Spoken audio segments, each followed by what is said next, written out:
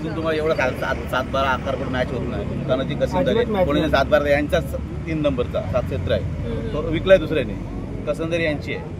आमचे इथे कलेक्टर फक्त एकच अत्तर आहे ना, अत्तर आहे ना, अत्तर कलेक्टर आमचे अत्तर मुनी घडवलाय.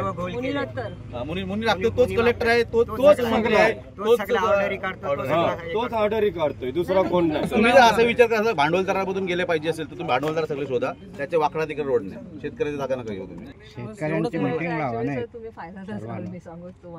मी काय बोलतो तुम्हाला, आता तुम्ही जे प्लॅनिंग केलं ते एका इन्व्हेस्टरच्या जागेतून प्लॅनिंग केलेलं आहे. जॉईंट रिपोर्ट कशाला बोलतात? मागच्या वेळी पण असंच बोलत होतं, मागच्या वेळी पण असंच उडवाच्या गोष्टी करतात.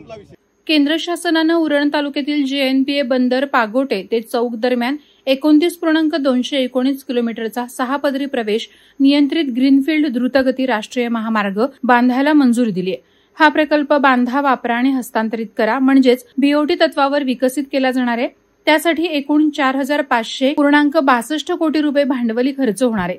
JNPA बंदरातील कंटेनरचे वाढते प्रमाण आणि नवी मुंबई विमानतळाचा विकास या गोष्टी लक्षात घेता या प्रदेशातील राष्ट्रीय महामार्ग कनेक्टिव्हिटी वाढवण्याची गरज असल्यामुळे हा मार्ग बांधण्याची संकल्पना पुढे आली आहे. मात्र हा ग्रीनफील्ड राष्ट्रीय महामार्ग समस्यांच्या गर्तेत सापडलाय. उरण तालुक्यातील चिरनेर आणि कळंबुसरे गावातून हा ग्रीनफील्ड महामार्ग जाणार आहे.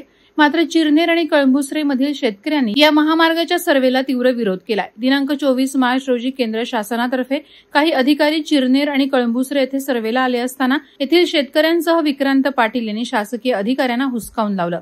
भांडवलदारांच्या फायद्यासाठी आणि एका खासगी कंपनीला वाचवण्यासाठी या रस्त्याचा आराखडा बदलून तब्बल 300 मीटरचा वळसा घालून हा रस्ता बनवण्याचा घाट NHAI घातल्यामुळे शेतकऱ्यांनी या जमिनीच्या मोजणीला तीव्र विरोध केलाय.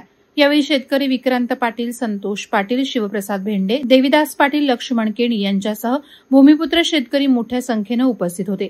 ग्रीनफील्ड राष्ट्रीय महामार्गाला आमचा विरोध नाही, मात्र शेतकऱ्यांना विश्वासात न घेता जमिनीची मोजणी करायला सुरुवात केली गेली. शेतकऱ्यांची परवानगी नसताना शेतात शासकीय अधिकाऱ्यांनी पोल मारले. कोणाच्या सांगण्यावरून अलाइनमेंट चेंज केली आहे? चिरनेर जंक्शन होत असताना ते थांबवलं कोणी?